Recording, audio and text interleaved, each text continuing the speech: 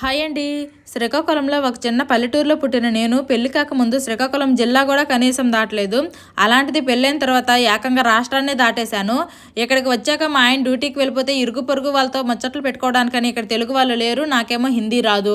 ఇంకేం చేస్తాను, చక్కగా ఇంట్లో కూర్చొని టీవీ చూసుకోవడము, లేదంటే ఫ్రెండ్స్తో ఫోన్లో మాట్లాడుకోవడము. మా ఆయన ఇంటి దగ్గర ఉంటే అప్పుడప్పుడు సినిమాలకి షికార్లకి వెళ్ళి 2 ఇయర్స్ అయితే ఎంజాయ్ చేశాను. ఆ తర్వాత మాకు 2 కలవల పిల్లలు అయితే పుట్టారు. వాళ్ళతోనే ఒక 3 సంవత్సరాలు అయితే మాకు టైం పాస్ అయిపోయింది. వాళ్ళకి స్కూల్లో జాయిన్ చేసిన తర్వాత నాకు కొంచెం టైం ఉండేది. ఆ టైంలో యూట్యూబ్ ఛానల్ స్టార్ట్ చేద్దామా అని మా ఆయనకి అడిగితే సరే అనుకొని ఒక 6 నెలలు మా ఆయన కాలం గడిపేశారు.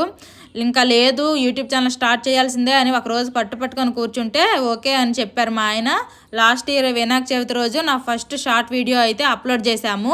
మా ఆయన సపోర్ట్తో, మీ అందరి అభిమానంతో ఇప్పటికీ 1,00,000 మంది యూట్యూబ్ ఫ్యామిలీ అయితే అయ్యాము.